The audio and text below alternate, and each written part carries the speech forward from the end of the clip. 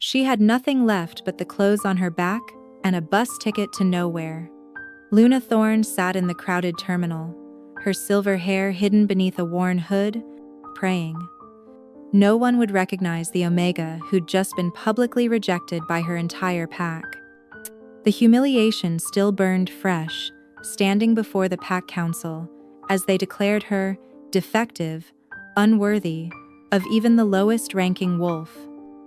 But when exhaustion finally claimed her and she dozed off against a stranger's shoulder, she had no idea she'd just fallen asleep on the most powerful alpha in existence, the mysterious king, who ruled all werewolf territories from the shadows. The bus terminal at 2 a.m. was a purgatory of flickering lights and broken dreams. Luna pressed herself deeper into the cracked plastic chair, trying to disappear into her oversized hoodie. 3 days. It had been 3 days since the Howling Moonpack had cast her out in the most brutal way possible. Defective. The word echoed in her mind like a curse. 23 years old and she couldn't shift properly. Her wolf was there, she could feel it, but something was wrong with the connection. When other wolves transformed with fluid grace, Luna's attempts ended in agonizing half-shifts that left her writhing on the ground. The terminal's intercom crackled to life. Bus 447 to Cedar Falls, now delayed until 4 a.m. Luna's heart sank. Cedar Falls was just another random city on the map, but it was far from the Pacific Northwest, far from anyone who might recognize the Omega, who'd been formally declared genetically inferior on live broadcast. The Pack Council hadn't just rejected her, they'd made an example of her. She shifted on the uncomfortable chair, her body screaming with exhaustion. She hadn't slept properly since the rejection ceremony. Every time she closed her eyes, she saw their faces wolves she'd grown up with, averting their gazes as the council branded her with the mark of the outcast. "Is this seat taken?" The voice was deep, smooth like aged whiskey, and it sent an involuntary shiver down Luna's spine. She looked up to find a man standing beside her, despite dozens of empty chairs throughout the terminal. He was tall, broad-shouldered, wearing a simple black jacket and jeans that somehow looked expensive despite their plainness, dark hair, eyes the color of molten gold, and a presence that made the air feel charged. The alpha. Her weakened wolf senses could at least tell her that much. "There are other seats," she mumbled, not meeting his eyes. Direct eye contact with an alpha, when you were an unmarked Omega, was asking for trouble. "True," he acknowledged, settling into the chair beside her anyway. "But none of them have an interesting view." Luna glanced around the grimy terminal. "You find broken vending machines and water-stained ceiling tiles interesting?" His laugh was quiet, warm. "I was referring to the storm." She followed his gaze to the large windows where rain lashed against the glass. She hadn't even noticed the weather had turned. When had she become so disconnected from her surroundings? "I'm not much for storms," Luna said, exhaustion making her honest. "Too much chaos." The stranger. She should ask his name but somehow couldn't bring herself to pull something from his jacket pocket. "A protein bar. Expensive kind with actual chocolate. When's the last time you ate?" "When?" Luna's stomach clenched painfully at the sight of food. The $20 in her pocket had to last until she found work in Cedar Falls. "I'm not hungry." "Liar." His tone was gentle, almost amused. He set the bar on the armrest between them. "Pride's a luxury you can't afford right now." How did he know? Luna's fingers inched toward the bar, shame and hunger warring in her chest. "I can't pay you back." "I'm not asking you to." He leaned back in his chair, closing his eyes. "Consider it payment for keeping me company during this delightful terminal experience." Despite everything, Luna felt her lips twitch. When was the last time she'd almost smiled? She took the bar, trying not to devour it like the starving wolf she was. The stranger didn't watch her eat, didn't make her feel like a charity case. He just sat there, presence, steady as a mountain. "Rough few days?" he asked after she'd finished. The understatement made her laugh, bitter and broken. You could say that. Family troubles? Pack troubles. The words slipped out before she could stop them. Exhaustion was making her careless. Former pack? I mean. His golden eyes opened, studying her with an intensity that should have frightened her. Instead, she felt seen, not judged, not pitied, just seen. The Howling Moon Pack, he said. Not a question. Luna's blood chilled. How did Your rejection ceremony was broadcast across the territory networks. His voice carried an edge of something dark. An archaic practice, cruel, even by traditional standards. Heat flooded her cheeks. Of course he knew. Everyone knew. The defective Omega, who couldn't shift properly, publicly humiliated as a warning to others. Then you know you shouldn't be sitting here. Associating with an outcast brings bad luck. I've never been superstitious. He shifted slightly, and his scent washed over her pine forests and thunderstorms and something indefinably powerful. What will you do in Cedar Falls? Survive? Luna pulled her hood lower. Find work, keep my head down. Maybe the lone wolves there won't care about broadcast ceremonies. Lone wolves are dangerous to unmarked Omegas. Less dangerous than staying here. She thought of her pack's elite enforcer Dimitri and his whispered threats during the ceremony. How he'd promised to find her if she stayed in the territory. How some fates were worse than rejection. The stranger's jaw tightened almost imperceptibly. The Howling Moon elites have a reputation. Luna said nothing. What was there to say? That Dimitri had been stalking her for months before the rejection? That her inability to shift properly was the only thing that had saved her from being claimed by him? That the council's rejection might have been a twisted mercy? Sleep, the stranger said suddenly. The bus won't arrive for 2 hours. I'll wake you when it's time. I can't. You're dead on your feet. His voice carried a subtle command that made her Omega instincts keen. Rest. I'll keep watch. Luna wanted to argue, but her body was already betraying her. The terminal chair suddenly felt less uncomfortable with his solid presence beside her. Against every instinct, every hard-learned lesson about trusting alphas, she found herself listing toward him. Luna woke to warmth and the scent of pine forests. For a blissful moment, she forgot where she was, forgot the rejection, the humiliation, the long journey ahead. She was just safe, wrapped in a cocoon of alpha pheromones that made her broken Omega instincts purr with contentment. Then reality crashed back. She was in the bus terminal, and somehow, she'd ended up with her head on the stranger's shoulder. His very broad, very solid shoulder. She jerked upright, mortification burning her cheeks. I'm so sorry. I didn't mean to.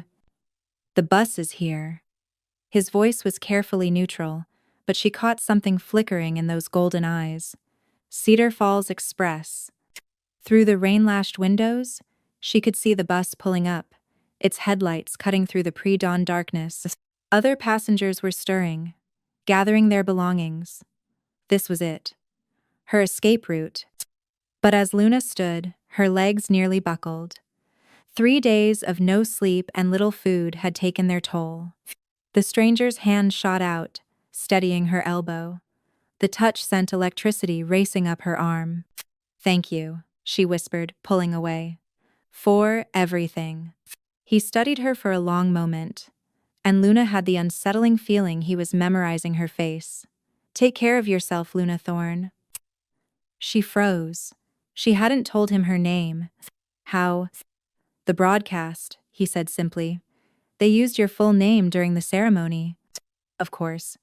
Her humiliation was complete. Even random strangers in bus terminals knew exactly who she was. The defective Omega. The genetic failure. She turned to go, but his voice stopped her. Things aren't always what they seem. He stood, and for the first time she realized just how tall he was, how he seemed to command the space around him without effort. What the Howling Moon Pack discarded may be exactly what someone else has been searching for. Luna didn't understand what he meant, was too exhausted to puzzle it out. She just nodded and joined the line for the bus, ticket clutched in her trembling hand. As she climbed aboard, she couldn't resist one last glance back. The stranger stood by the terminal windows, hands in his pockets, watching her bus with an expression she couldn't read. Lightning illuminated him for a split second, and in that moment, his eyes seemed to glow with inner fire. Then the bus doors closed, and Luna sank into a seat, finally allowing herself to process what had happened. A mysterious alpha had shown her kindness when she expected none, had fed her, watched over her, let her sleep on his shoulder without taking advantage. It was more consideration than she'd received from her own pack in years. The bus lurched into motion, carrying her away from everything she'd known. Luna pressed her face to the cool window, watching the city lights blur past. Somewhere out there, her former pack was probably celebrating her departure. Dmitri was probably furious that his prey had escaped. But for the first time in 3 days, Luna felt something other than despair. The stranger's scent still clung to her clothes, pine and storms and safety. She didn't even know his name, would probably never see him again. So why did leaving feel like tearing herself away from something important? Miles away, in the penthouse suite of the city's most exclusive hotel, Ethan Blackwood, the Shadow King of all North American werewolf territories, stood at his window and watched a bus disappear into the stormy night. Did you find what you were looking for? His beta, Ronan, emerged from the shadows. Perhaps. Ethan's eyes still glowed faintly gold. Have our people in Cedar Falls keep watch, discreetly. The Omega from the broadcast? Her rejection was premature. Ethan turned from the window. There's something different about her. Something hidden. Her rejection with her rejection.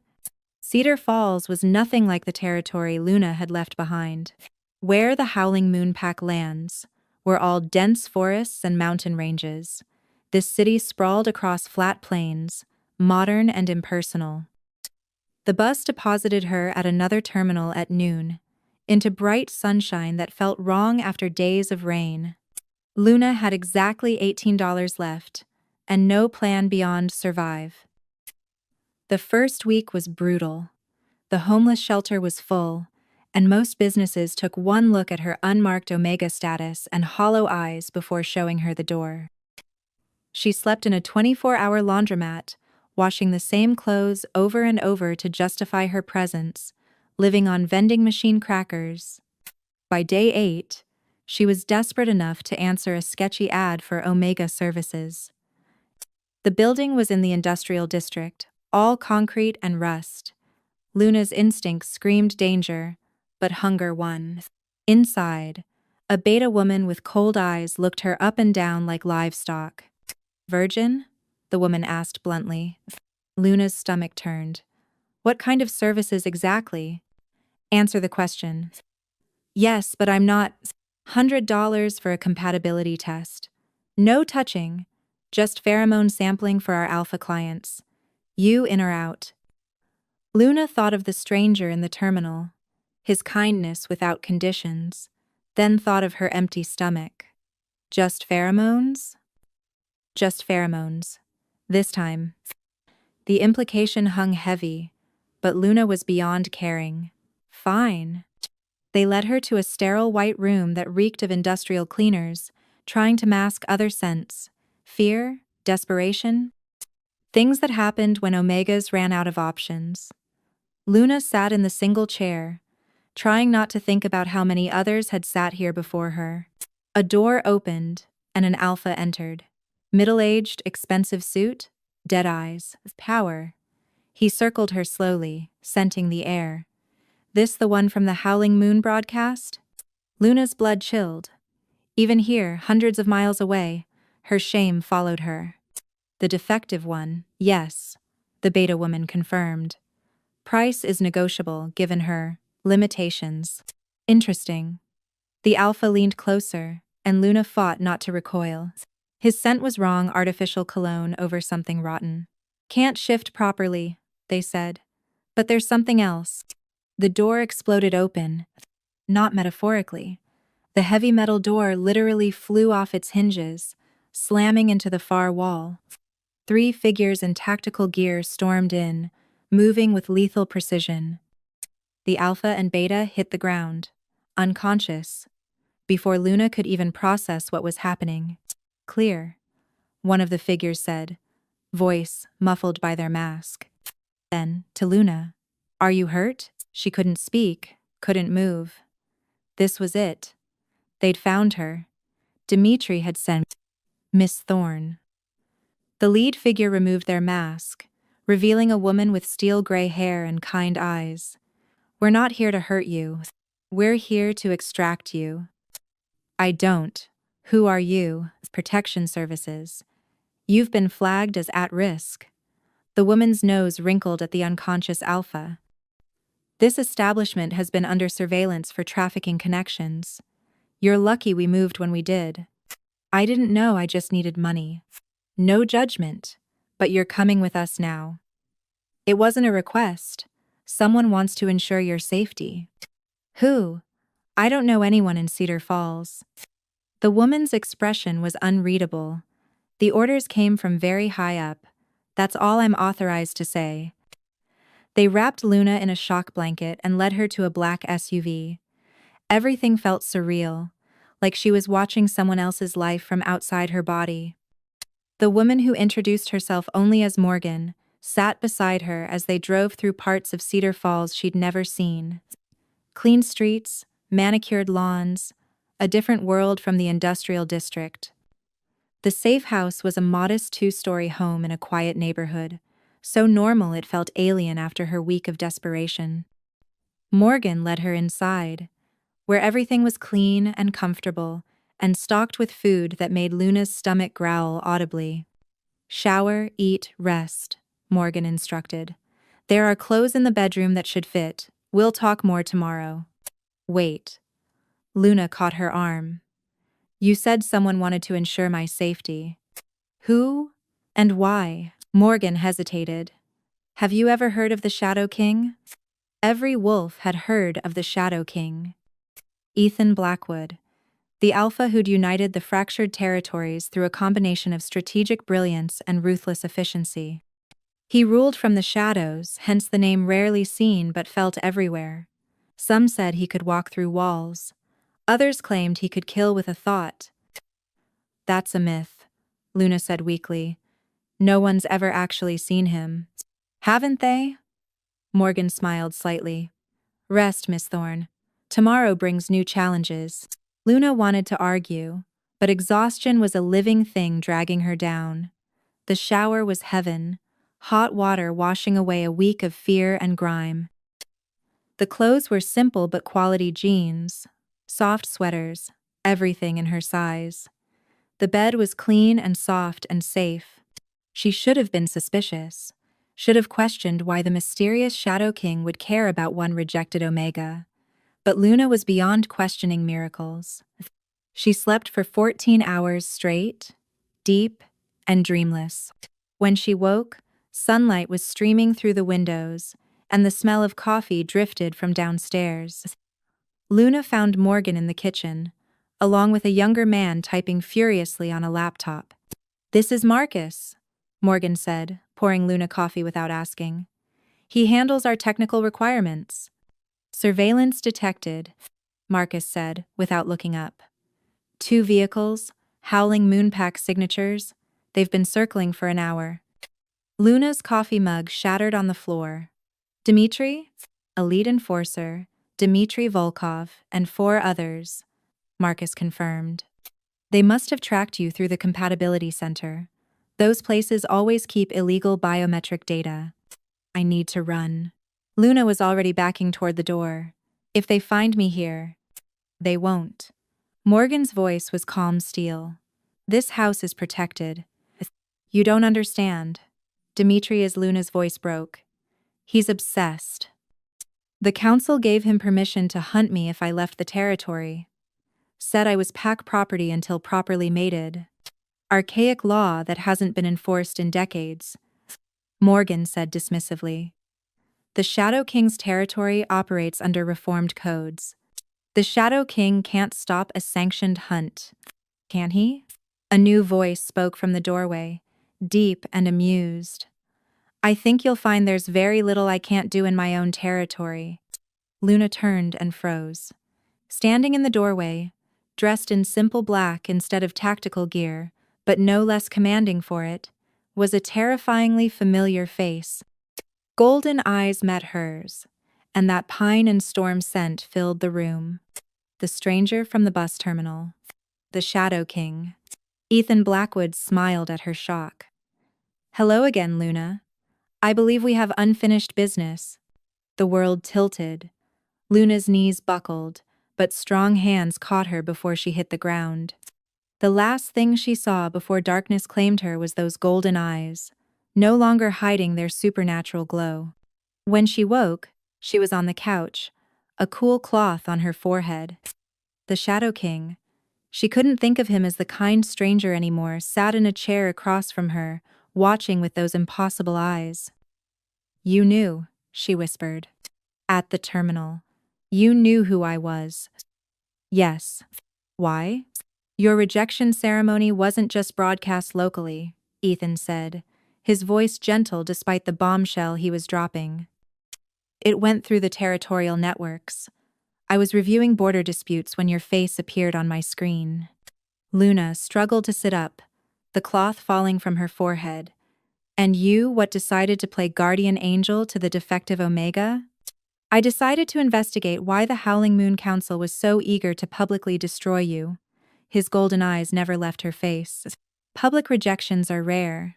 They're usually reserved for traitors or criminals. You're neither. I can't shift properly. That's crime enough for traditional packs. Is that what they told you? Ethan leaned forward, and Luna caught herself wanting to lean toward him too. Tell me, when did your shifting problems begin? The question threw her. Around 16. My first full moon after presenting as Omega. And before that? Luna frowned. Before that, I was normal.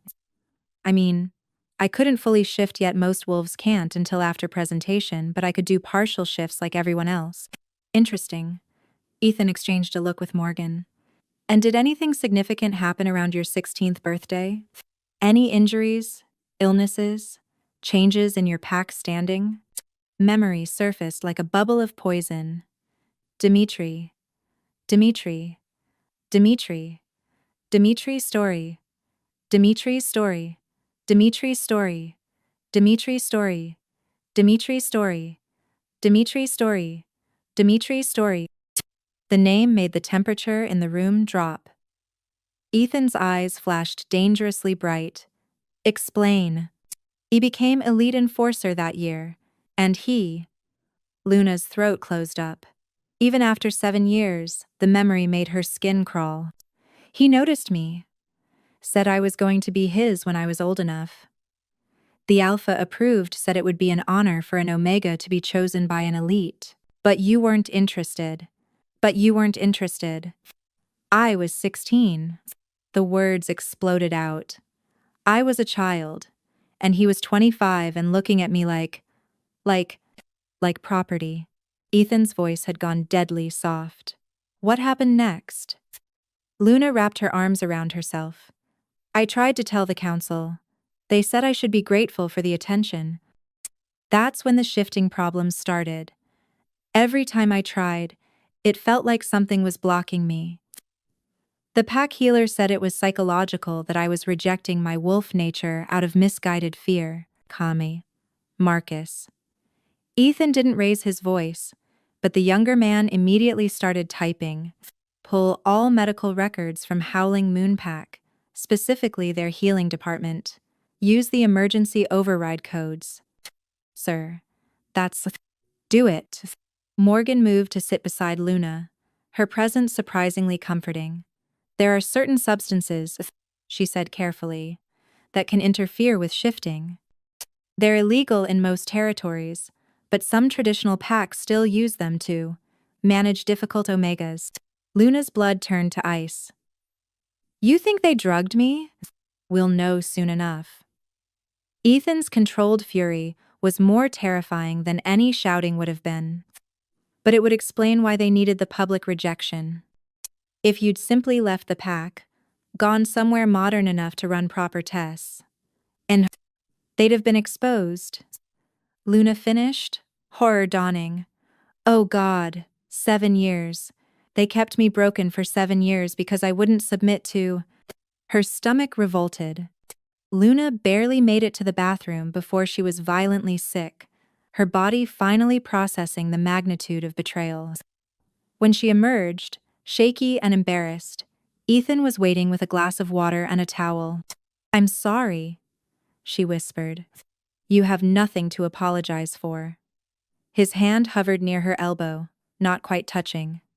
May I? She nodded, and he guided her back to the couch. His touch was gentle but grounding, nothing like the possessive grabs she was used to from alphas. Got it, Marcus announced, laptop screen filling with data. Medical records, healer notes, even pharmaceutical orders. Boss, you need to see this. Ethan read over his shoulder, his expression growing darker with each line. Wolfsbane derivative, microdose through pack communion wine.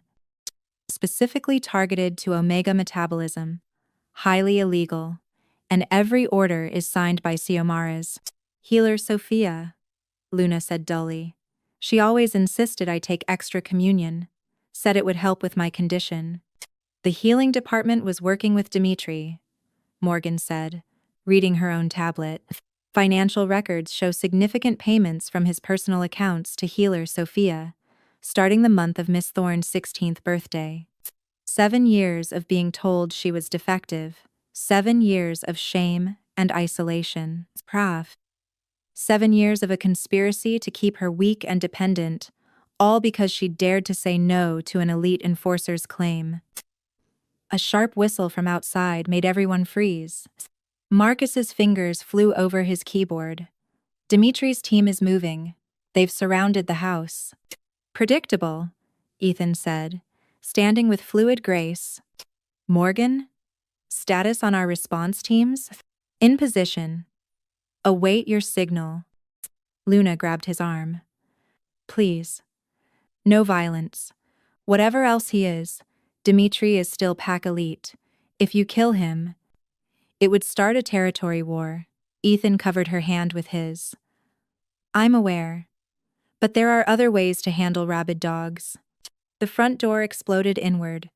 Dimitri stood in the wreckage, his handsome face twisted with obsessive fury. 4 other wolves flanked him, all in partial shift. Stand aside, Shadow King, Dimitri snarled. The Omega is mine by right of hunt. Is she? Ethan stepped forward, placing himself between Luna and the threat. Show me the authorization. Dimitri produced a parchment marked with the Howling Moon seal, signed by the full council. The defective Omega is pack property until properly mated. As elite enforcer, I claim mating rights. Interesting. Ethan didn't even glance at the document. And what gives the Howling Moon Council authority in my territory? Ancient law. A sanctioned hunt crosses all borders. Ah yes, ancient law. Ethan smiled. And it was all predator. I do so love ancient law. Tell me, Enforcer Volkov, are you familiar with the right of sanctuary? Dimitri's confidence faltered. That law hasn't been invoked in centuries, proud. Hasn't it? Ethan's eyes began to glow. I invoke the right of sanctuary for Luna Thorne. As Shadow King of this territory, I offer her my protection. Any who would claim her must go through me. Quote, you can't just... Actually, I can. Marcus helpfully pulled up a holographic display of legal text. Section 23, subsection 4. Any alpha of king rank may invoke sanctuary for an omega in distress. The protection stands until formally challenged in ritual combat. Dimitri's face flushed red. Fine. I challenge. Furthermore, Ethan continued conversationally. Section 30 requires any challenger to be of equal rank. Are you a king, Dmitri? Silence. Then, I'll petition the council. They'll demand you release her. They're welcome to try. Ethan's power unfurled like dark wings, filling the room with the weight of an apex predator. Even from behind him, Luna felt her knees weaken. But first, they'll need to explain why their healing department has been illegally drugging an Omega for 7 years. Dmitri went white. That's a lie, is it? Marcus turned his laptop screen toward them. Would you like to see the invoices? Your signatures? The recorded conversations where you discuss, and I quote, keeping the little bitch too weak to run? The other wolves were backing away now, sensing the trap closing. Dmitri stood alone, his obsession warring with self-preservation. This isn't over, he snarled. She's mine. She's always been mine. No. Luna stepped out from behind Ethan, finding courage in his presence. I was never yours. I will never be yours. And now everyone will know what you really are, a pathetic bully who had to drug a 16-year-old girl because she said no. Dmitri lunged. He made it 2 steps before Ethan moved. Luna didn't even see what happened. One moment Dmitri was attacking. The next he was on the ground, arm bent at an impossible angle, screaming. You entered my territory, Ethan said calmly, not even breathing hard. Threatened someone under my protection. By ancient law, I could kill you where you lie. He leaned down, and his voice dropped to something inhuman. But death would be too quick. Instead, you're going to return to your pack and confess everything. The drugging, the conspiracy, all of it. Or I'll release these records to every pack in North America. They'll never believe. Morgan, Ethan straightened. Show him. Morgan produced a tablet showing security footage. Dmitri entering the healing center. Money changing hands. Vials being prepared. Years of evidence, meticulously compiled. We've been watching the Howling Moon Pack for some time, Ethan said. Your Omega trafficking sideline was already on our radar. Luna was just the key to unraveling it all. After Dmitri and his wolves fled tails literally between their legs, Luna found herself sitting in shell-shocked silence. The house felt too quiet after the confrontation, the air still electric with residual alpha power. You've been investigating my pack this whole time? She asked finally. For 2 years, Ethan confirmed, accepting coffee from Morgan. The trafficking allegations were concerning, but we lacked concrete evidence. Until you. So I was bait. You were a catalyst. He sat across from her, and up close, she could see the weariness he hid behind his commanding presence. Your rejection ceremony was the final piece. Too public, too vicious for a simple case of shifting difficulties. It screamed cover-up. Luna absorbed this, her worldview tilting on its axis. The bus terminal that wasn't coincidence.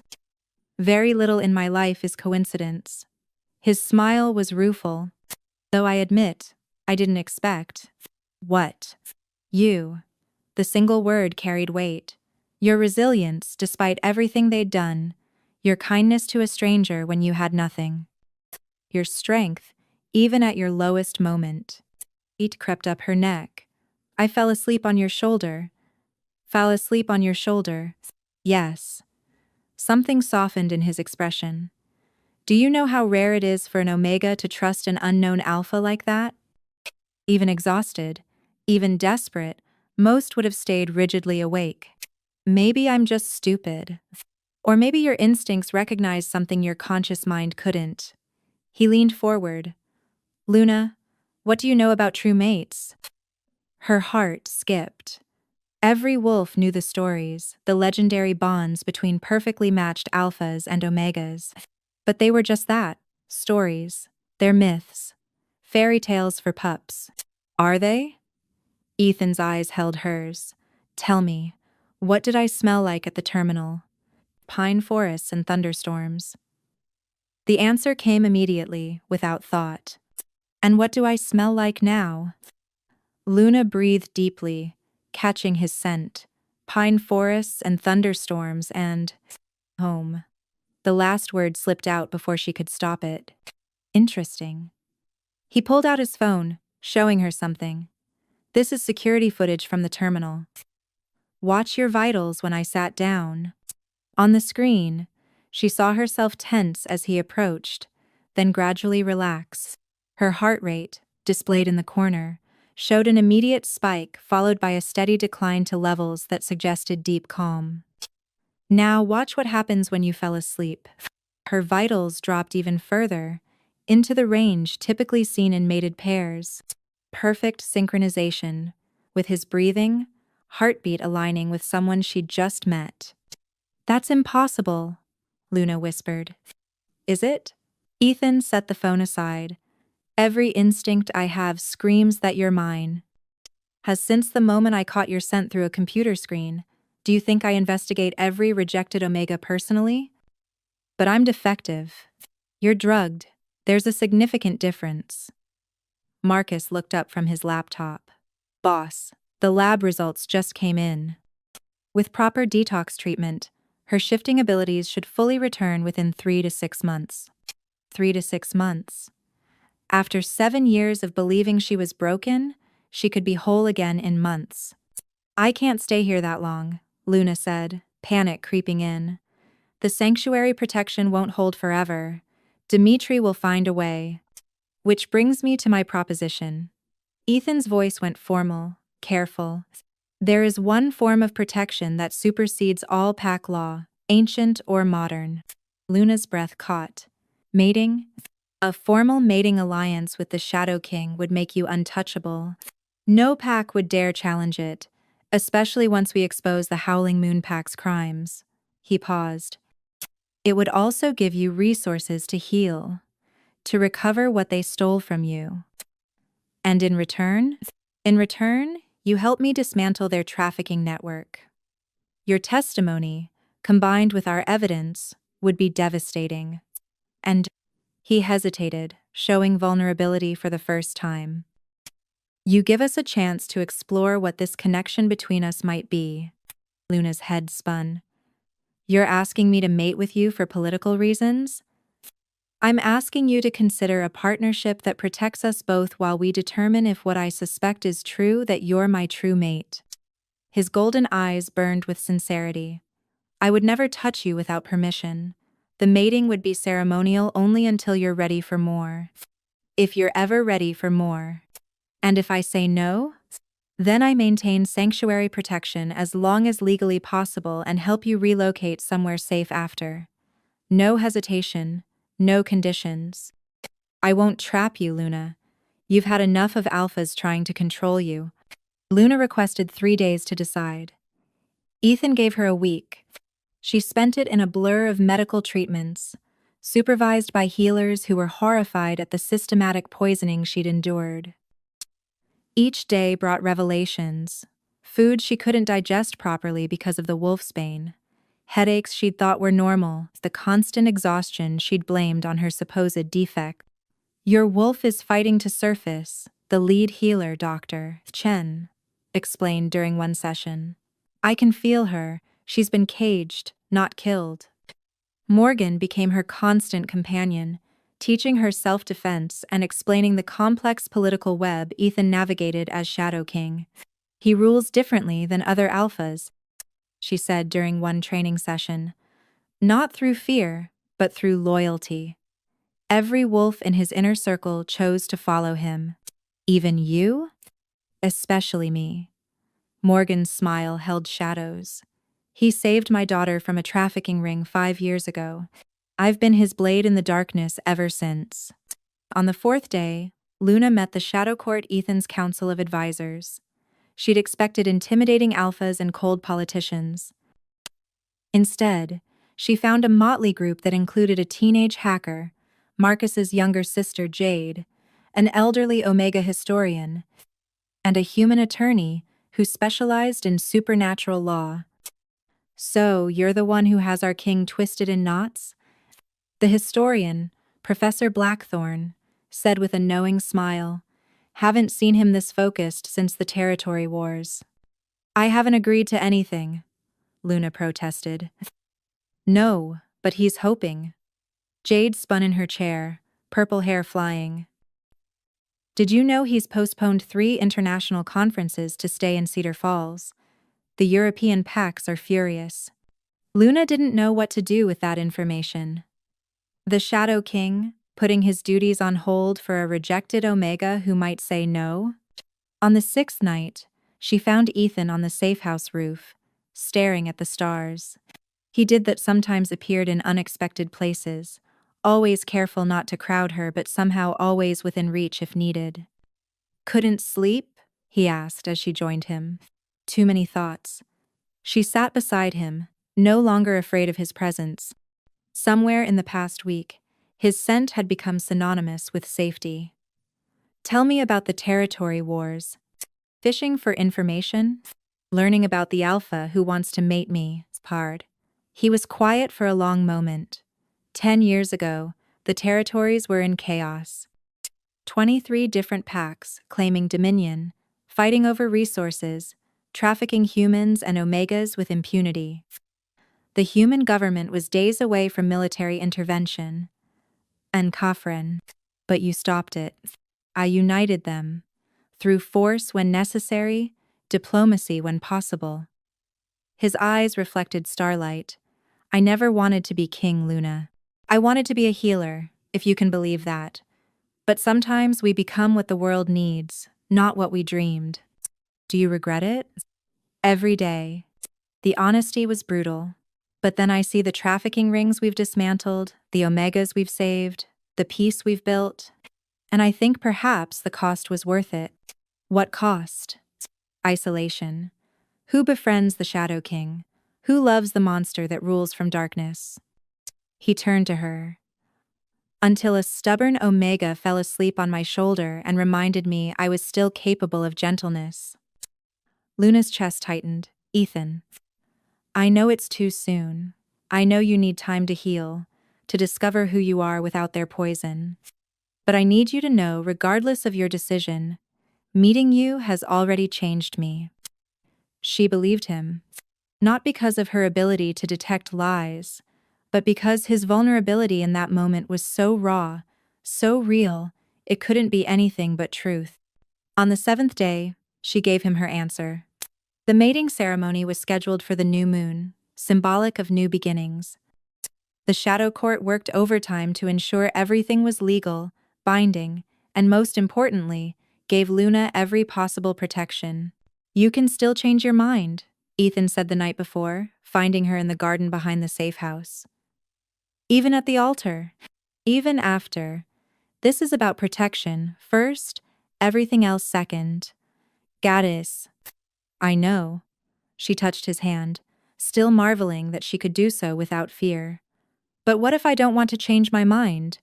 His eyes flashed gold. Luna, you saved me. Not just from Dimitri, but from believing I was broken. You've shown me kindness without conditions, protection without possession. You've given me choices when everyone else only gave me commands. She stepped closer. So what if I choose you? The ceremony took place at midnight in the Sacred Grove, a hidden sanctuary in the heart of Ethan's territory, where ancient magic still thrummed through the trees. Luna wore a simple white dress that Morgan had helped her choose, her silver hair crowned with moonflowers that glowed softly in the darkness. She'd expected a small, private affair. What she found was hundreds of wolves, each holding a candle, creating a sea of flickering lights. Who are all these people? She whispered to Morgan. Wolves you'll be protecting as queen. Omegas rescued from trafficking rings. Survivors who found sanctuary in the king's territory. Morgan's smile was proud. They came to witness hope. Ethan waited at the grove's heart, and Luna's breath caught. Gone was the casual traveler from the bus terminal, or the intense protector from the safe house. Tonight, he was every inch the Shadow King power radiating from him, in waves that made the candle flames dance. But his eyes, when they found hers, were soft, vulnerable, full of wonder. The ceremony itself was ancient, conducted by Professor Blackthorne in the Old Language. Luna understood only fragments, but she felt the weight of the words, the binding of souls that transcended politics or protection. When it came time for the marking, the traditional bite that would seal their bond, Ethan hesitated. "This can be ceremonial only," he murmured, low enough that only she could hear. "A surface mark that will fade in time if you choose." Luna thought of 7 years of having her choices stolen, thought of Dimitri's possessive gaze, and the pack that had poisoned her for refusing to submit. Then she looked at this powerful alpha who was offering her an exit even at the altar. "Make it real," she whispered back. "I want them all to know I chose this, chose you." His eyes flared bright gold. When his teeth found her neck, it wasn't the brutal claiming she'd always feared. It was gentle, reverent, a question and promise combined. The bond exploded between them, not the artificial submission the wolfsbane had suppressed, but something wild and free and absolutely right. Luna gasped as her wolf, caged for 7 years, suddenly surged forward. Not fully, not yet, the poison still lingered. But she felt her for the first time in years, howling joy through their new mate bond. "Mine." Ethan's voice echoed in her mind, rich with satisfaction. "Yours," she agreed, then added with a mental smirk. "And you're mine, Shadow King." His laughter through their bond was better than music. The crowd erupted in celebration, but Luna barely noticed. She was too busy discovering she could feel Ethan's emotions, his joy, his relief, his desperate need to protect her from everything that had ever caused her pain. "My queen," he said formally, loud enough for all to hear. Then, quieter, just for her, "My mate, my Luna." "That's terribly cheesy," she informed him, even as her heart sang. "I'm allowed to be cheesy. I just married the woman who drooled on my shoulder in a bus terminal." "I did not drool." "You did. I found it endearing." Their banter was interrupted by Marcus, who appeared with a tablet and an uncharacteristically serious expression. "Sorry to interrupt, but we have a situation." On the screen was a news broadcast. The Howling Moon Pack Council, flanked by other traditional pack leaders, fraternate, declaring the mating illegitimate and demanding Luna's return to face justice for her crimes against pack law. "They're claiming I seduced and corrupted their elite enforcer," Luna said, reading the scroll at the bottom. "That I used my defective nature to manipulate him into breaking pack law." "They're scared," Ethan said with satisfaction. "Dimitri must have confessed something for them to move this quickly." "They're calling for a tribunal," Morgan added, checking her phone. "Full, formal review of the mating's legitimacy. They have backing from 6 other traditional packs." A tribunal. Luna had heard of them, ancient courts where pack law was debated and enforced. They could, theoretically, dissolve a mating if found illegitimate. "When?" Ethan asked. 3 days. They're fast-tracking it. Marcus pulled up more data. "Boss, they're bringing in the Bloodstone Arbiter." The temperature seemed to drop. Even the celebrating crowd had gone quiet, sensing the shift in mood. "Who's the Bloodstone Arbiter?" Luna asked. "Judge, jury, and if necessary, executioner for werewolf law," Professor Blackthorne said gravely. "Neutral party, older than most packs, bound by magic to detect truth and enforce justice.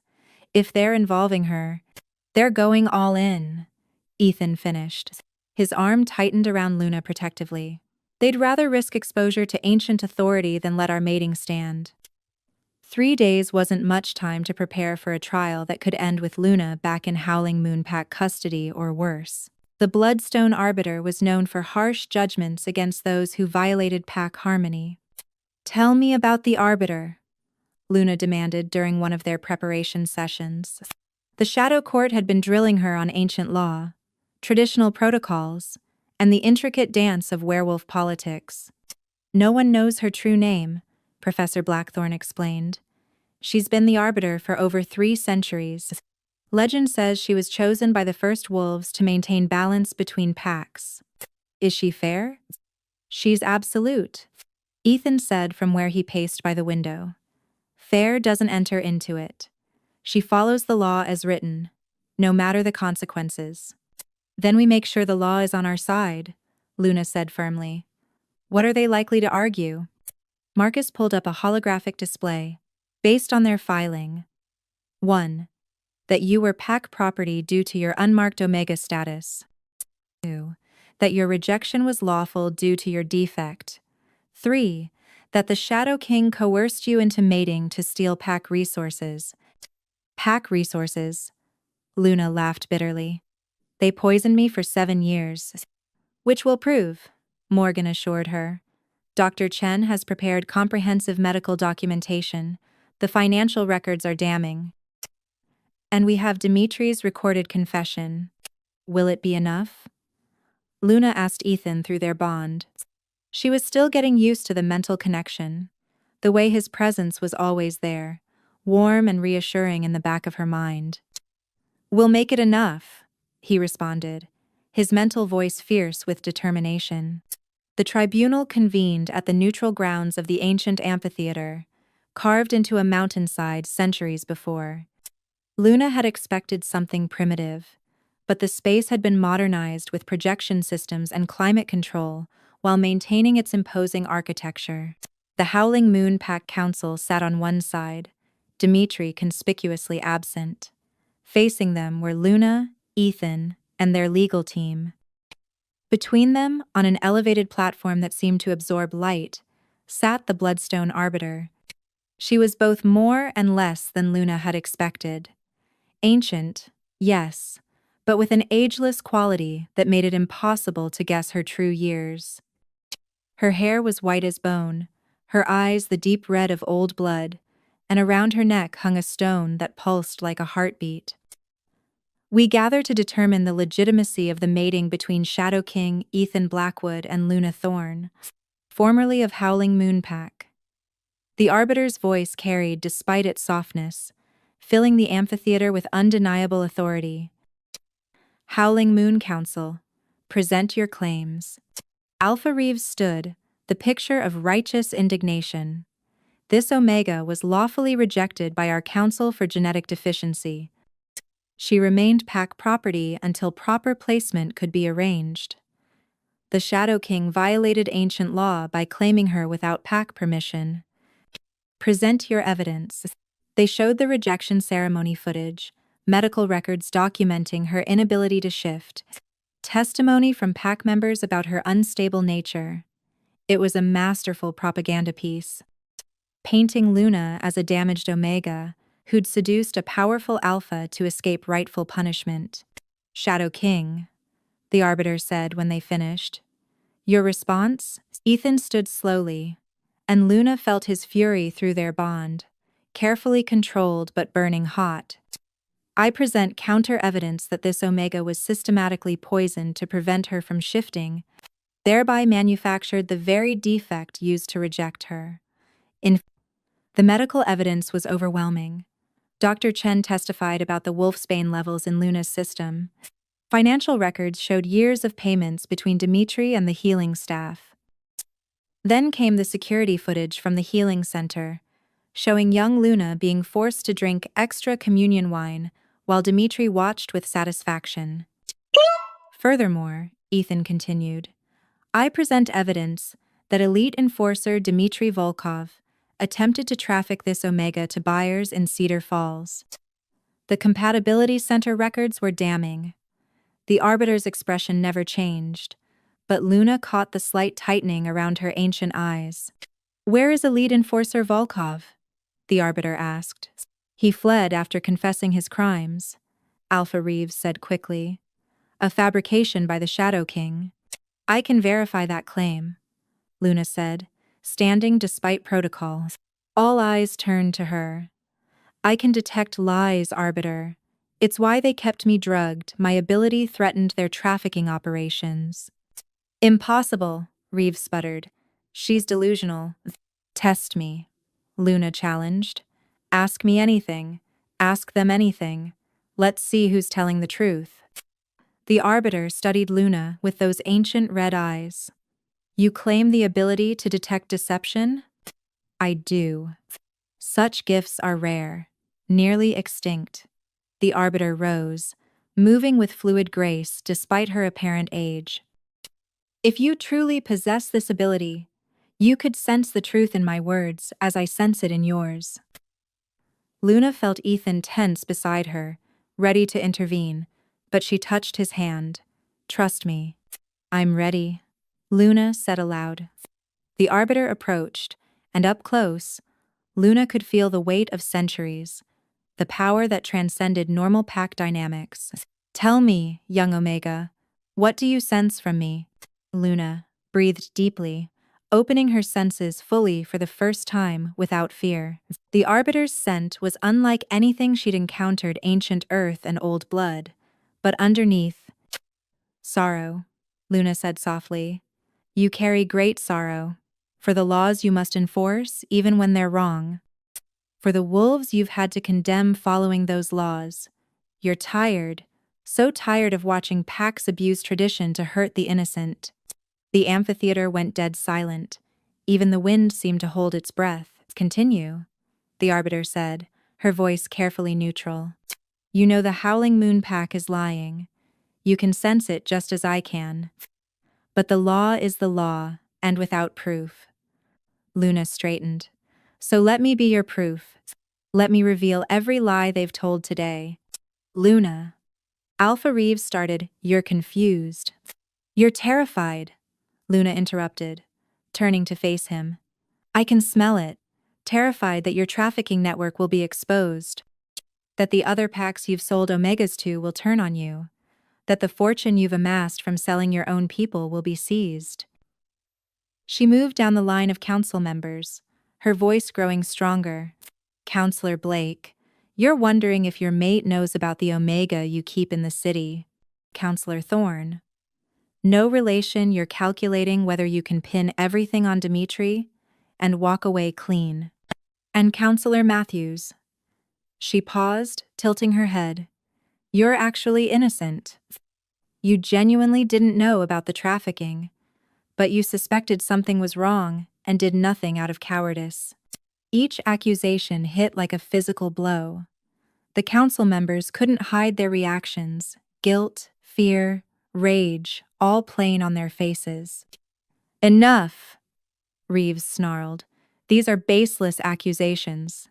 Then let's discuss facts, Ethan said smoothly, producing a tablet. Financial records showing millions in unexplained income to Howling Moon Pack accounts. Shipping manifests for livestock that coincide with missing Omega reports. And this, he projected an image onto the amphitheater's screens. Security footage from 1 week ago showing council members meeting with known traffickers. Fabricated! Reeves shouted, but his scent screamed deception so strongly that even wolves without Luna's gift stepped back. The Arbiter raised one hand, and silence fell like a hammer. I have heard enough. She returned to her platform, the bloodstone around her neck pulsing brighter. When she spoke, her voice carried the weight of final judgment. The mating between Shadow King Ethan Blackwood and Luna Thorne is legitimate and binding. Furthermore, Howling Moonpack is found guilty of systematic abuse, illegal drugging, and trafficking of pack members.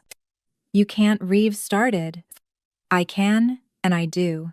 The Arbiter's eyes flashed red. By the authority vested in me by the First Wolves, I hereby dissolve the Howling Moonpack Council. All assets are to be seized and redistributed to trafficking victims.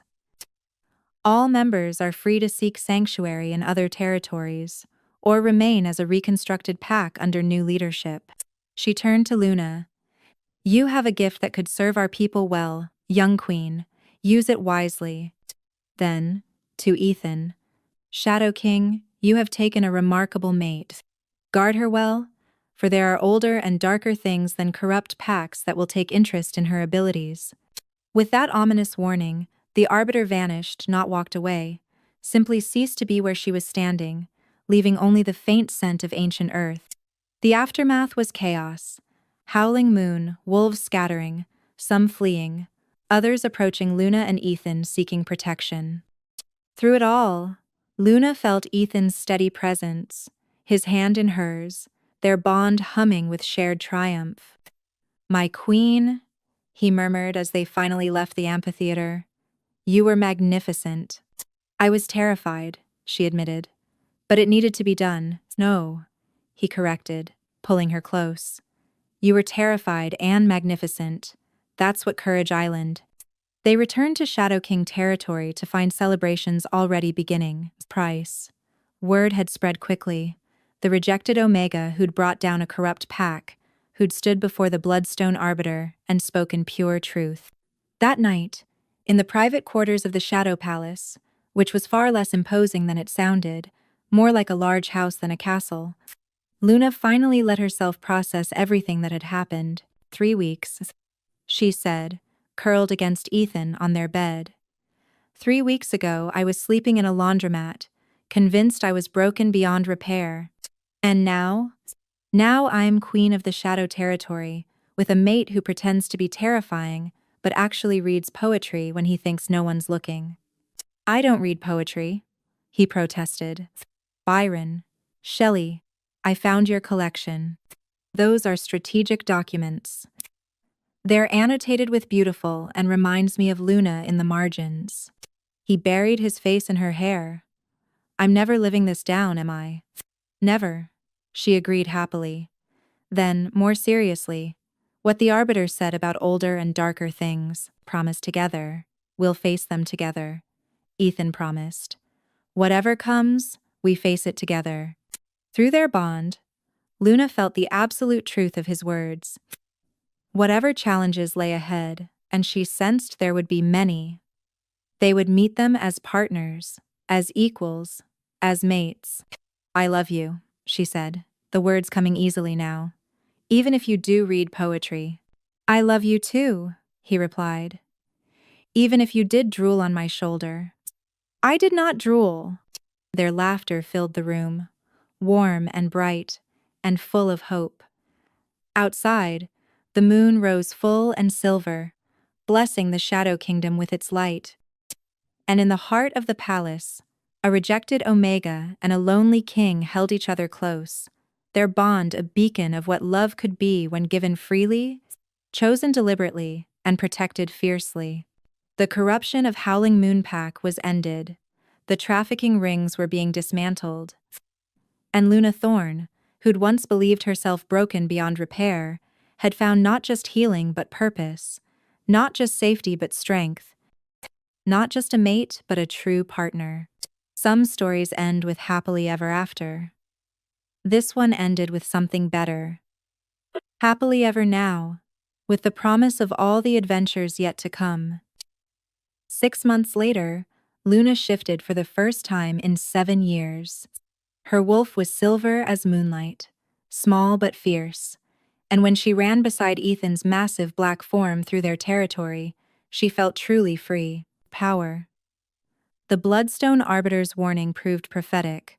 Other forces did take interest in an Omega who could detect any lie, Pa says. But that's another story, for another time. For now, there was just the run, the hunt, the joy of being whole and home and completely, irrevocably loved. And if sometimes she still fell asleep on Ethan's shoulder, well, he never once complained about the drooling, even though she definitely didn't drool. Much.